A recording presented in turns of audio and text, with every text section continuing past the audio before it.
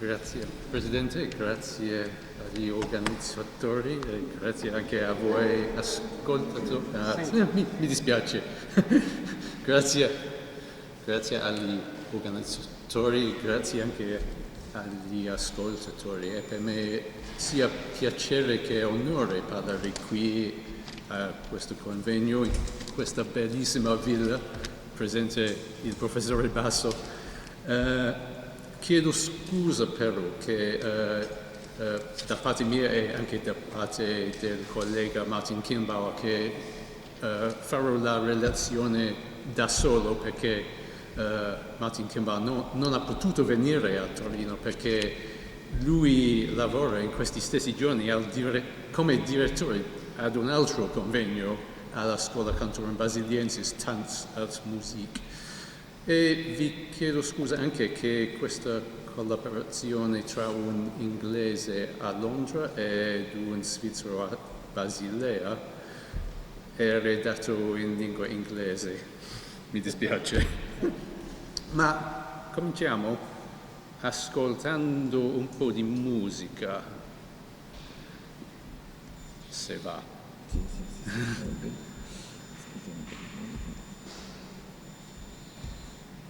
Questo è l'inizio di un madrigale.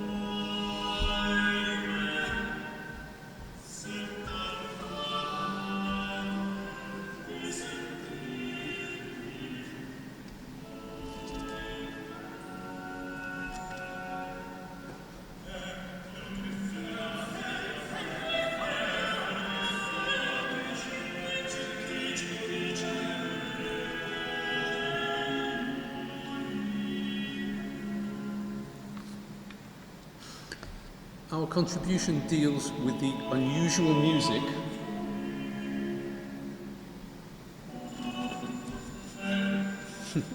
mi dispiace. Meglio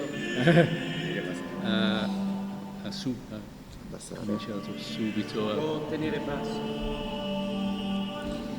Mettiamo il prossimo? No, più tardi. Abbasso. Ok. Ma Metti in basso, volume più basso. Abbassiamo il volume, lo mettiamo.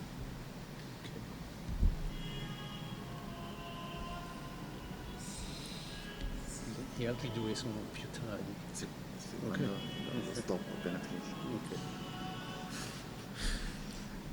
Our contribution deals with the unusual music of the composer, violinist and keyboard player Michelangelo Rossi, who was employed by Maurizio di Savoia between at least 1624 and 1629. Even if concrete links between Maurizio and what may be called Rossi's Madrigali al Tavolino currently remain open, my archival research provides an important clue to their particular musical form. Michelangelo Violino, or del Violino, il Violino, as he's often called in the documents, was born in Genova in 1601 or 2 and was presumably educated there by his uncle Lelio, who was organist at San Lorenzo, and by Simone Molinaro, who was maestro di capella at the same institution, as well as a musician in the prestigious Cappella di Palazzo. In 1620, Michelangelo is documented as assistant to his uncle. In May 1624, he appears in the service of Maurizio di Savoia, perhaps charged with forming an instrumental consort. After leaving Maurizio's employment in 1629, in what seem to have been dishonourable circumstances, Rossi worked mainly in Rome. Between 1630 and 1632, he was organist at San Luigi dei Francesi, at the same time entering the service of the Barberini family. Between 1634 and 38, he's working for Francesco Primodeste in Modena. His whereabouts for the following years are unknown. From 1649 to 55, he lived in the Palazzo Pamphili in Rome, where he died in July 1656. It's only recently that the collection of 32 madrigals by Rossi has become known. They're preserved solely in manuscript, in a score and a related set of part books.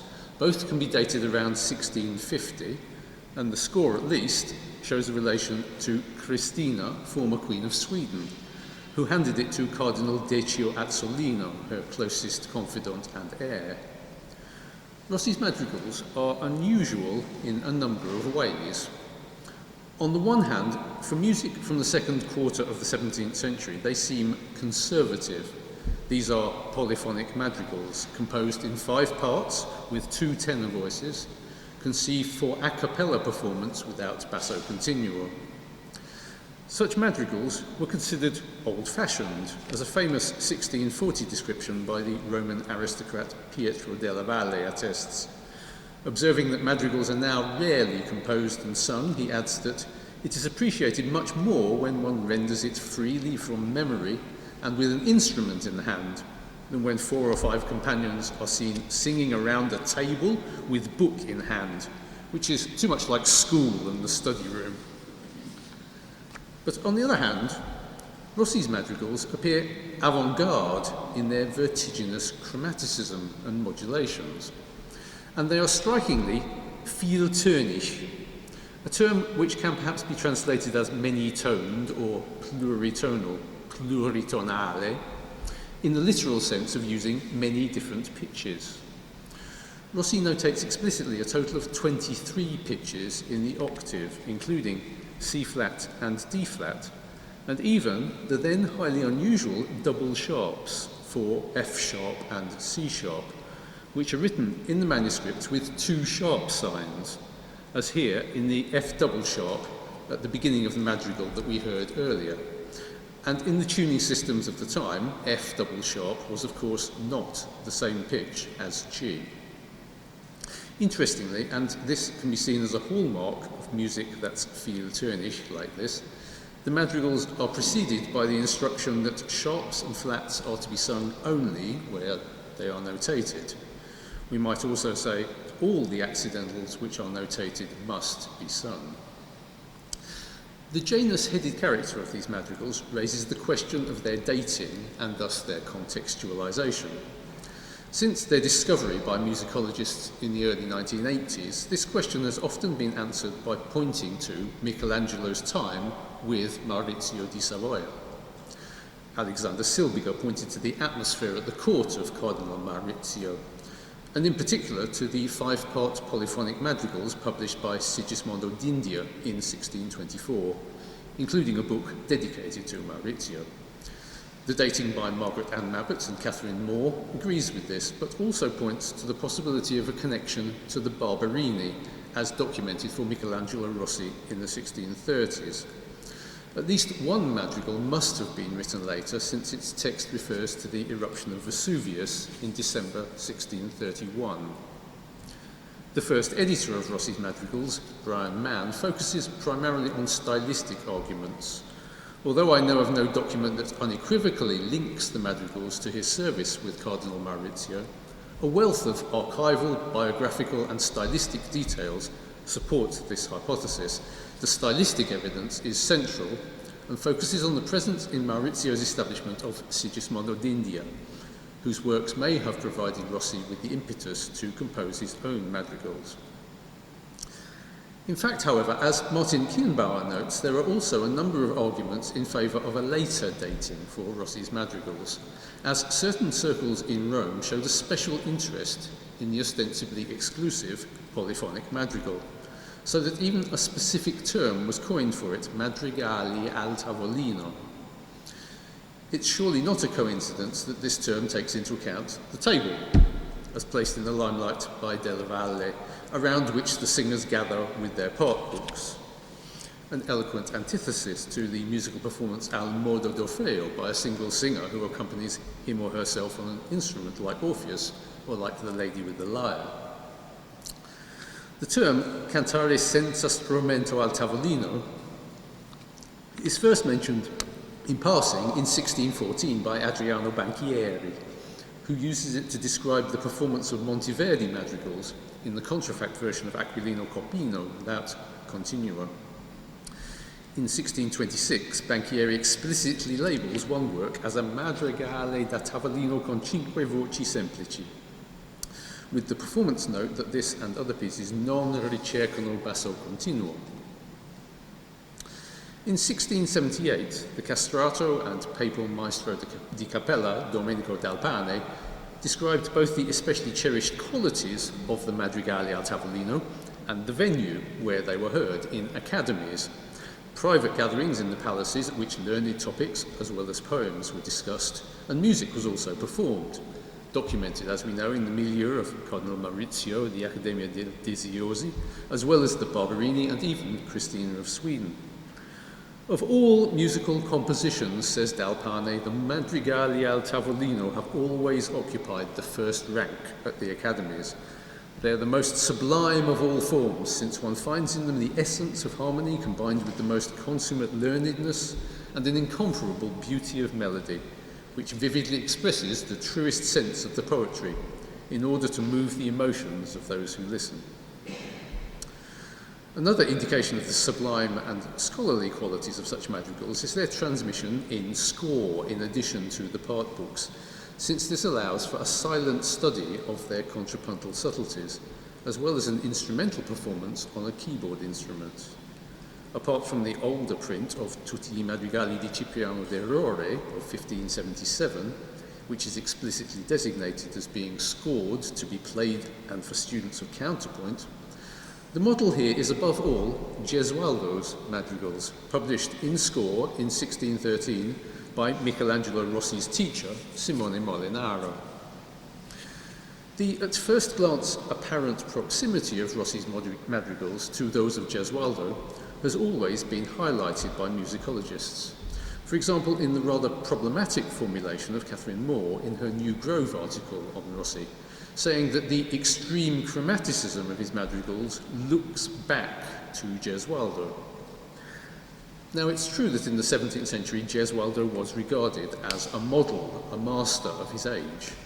And in Rome, in particular, there's evidence of a continuing, even practical interest in his madrigals. But Rossi actually goes far beyond Gesualdo in terms of the expansion of the tonal space that he used. One could even say that rather than looking back, he's looking far into the future.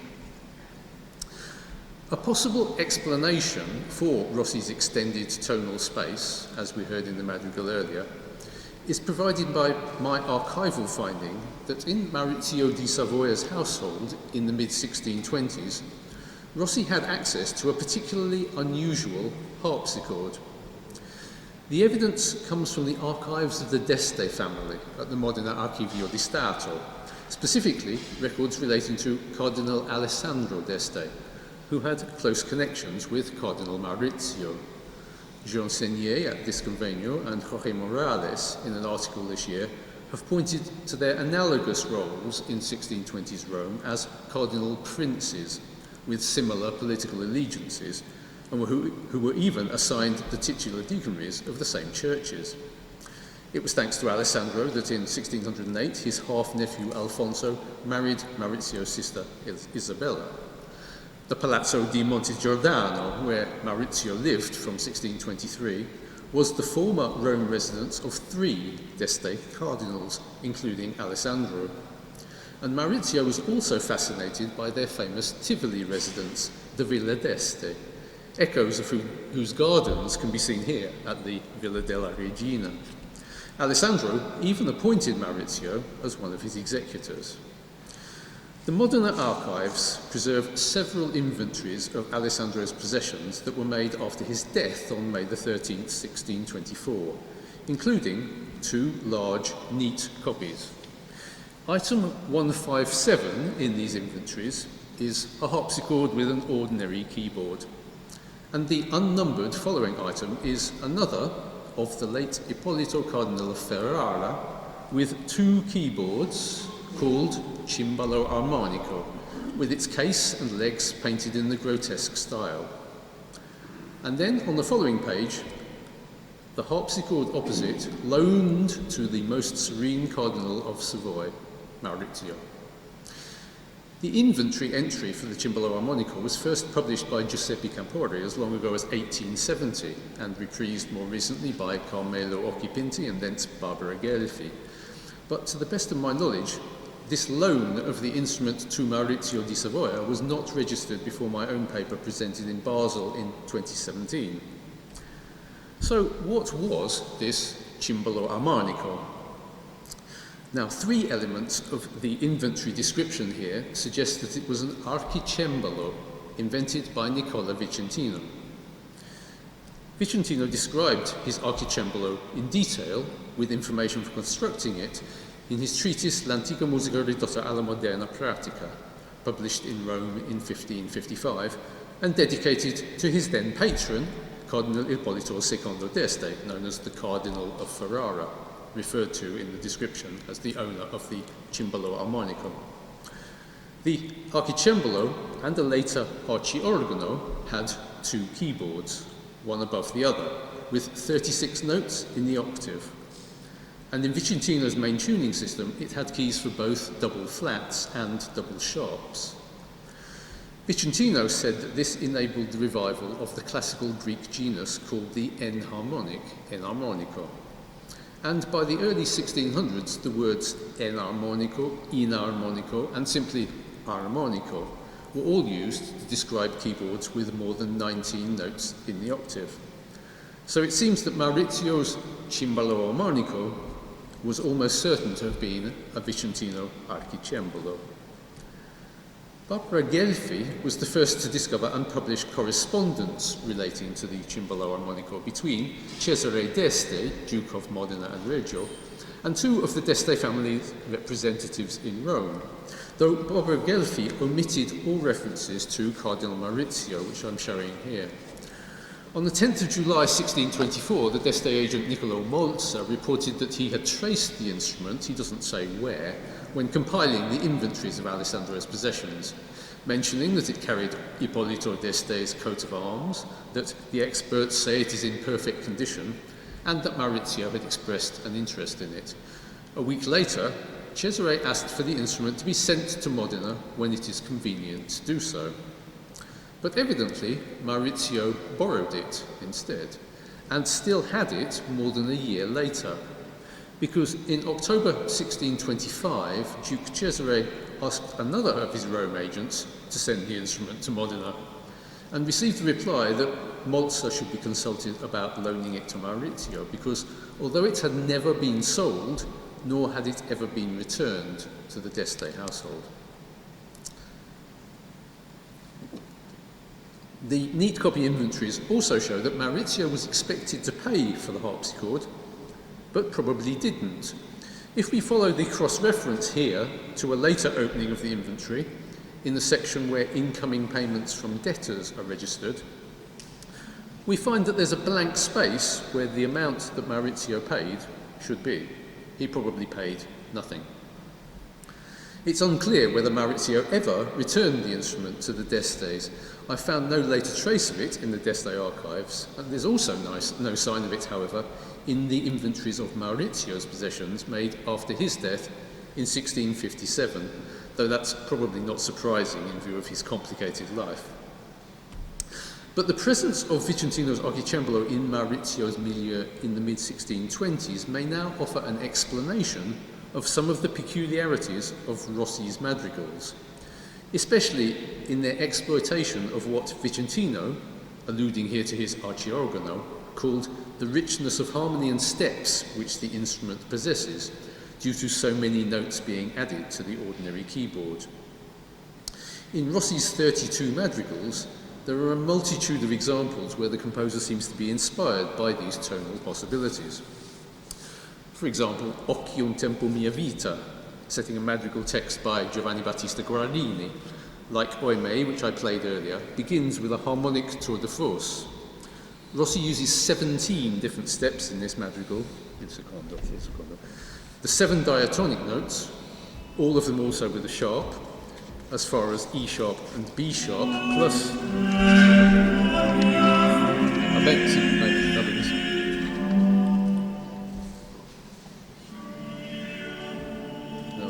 Il secondo. Mi dispiace, non funziona bene. Occhi, sì, occhi.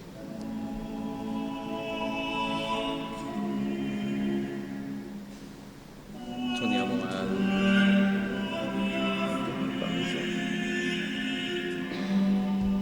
Ok, ci siamo, sì.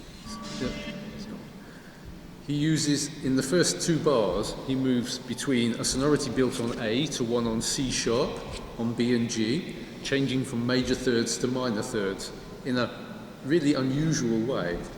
Now, we've heard the beginning of two madrigals.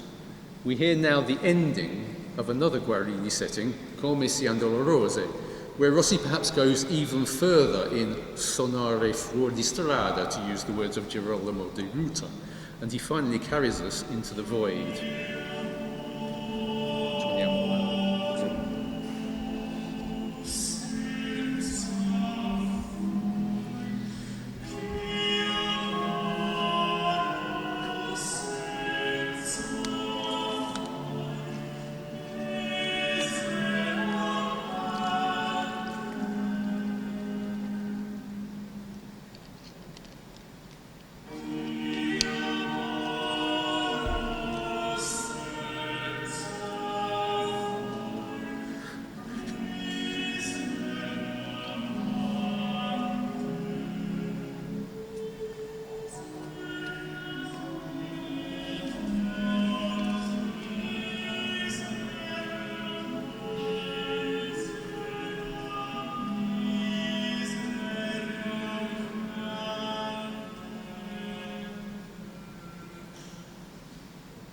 And yes, that really is the end of the madrigal.